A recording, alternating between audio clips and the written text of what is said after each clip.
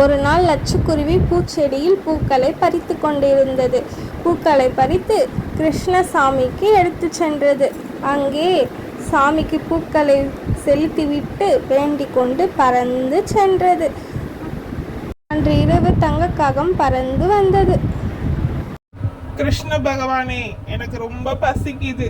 நானே இதை எடுத்து இன்னைக்கு ஒரு நாள் சாப்பிட்டுக்கிறேன். கிருஷ்ண பகவானே, எனக்கு யாருமே இன்னைக்கு உணவு அளிக்கல. நீ தான் துணை இருக்கணும்.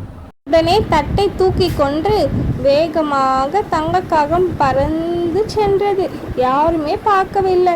எடுத்துட்டு போய் ஒரு மரக்கிளையில் அமர்ந்து எல்லாத்தையும் சாப்பிட்டது. ரொம்ப சூப்பரா இருக்கு. சாமிக்கு படைச்ச படையல் ரொம்ப சூப்பரா இருக்கு. யாரும் பார்க்க கூடாது. மறுநாள் லட்சுக்குருவி கோவிலுக்கு வந்து தட்டை காணவில்லை என்று அழுது கொண்டிருந்தது.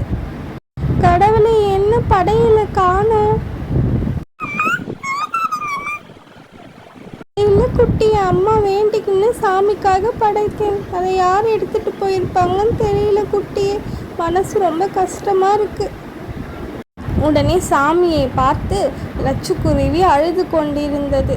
யார் எடுத்துன்னு போயிருப்பாங்கன்னு என்று தெரியாம 3 குருவிகளும் நின்று பாவமாக அழுது கொண்டிருந்தது. என்ன பண்றதுனே தெரியாம நின்று கொண்டிருந்தது.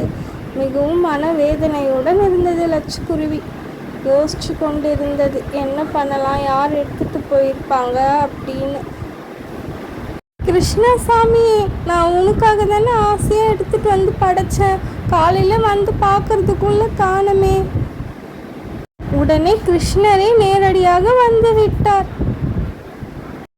கவலைப்படாதே குருவி, நான் தான் வந்துட்டேன்ல, நீ அழுக கூடாது. கடவுளே, நீங்களே வந்துட்டீங்களா? என்னால நம்பவே முடியல. உடனே கிருஷ்ணசாமி வெண்ணெய் பானை வீடு கொடுத்தார் லட்சுக்குருவிக்கு.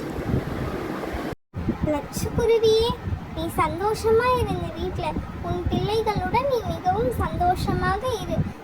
இனிமே நீ அழுகவே கூடாது. நான் போயிட்டு வரேன். உடனே லட்சுக்குருவி தன்னுடைய பானை வீட்டுக்கு பறந்து சென்றது. இதை மாமி கிளியும் கயல்காகமும் வேடிக்கை பார்த்து கொண்டிருந்தது. 2 பறவைகளும் சந்தோஷமாக துள்ளி துள்ளி குதித்து விளையாடி கொண்டிருந்தன.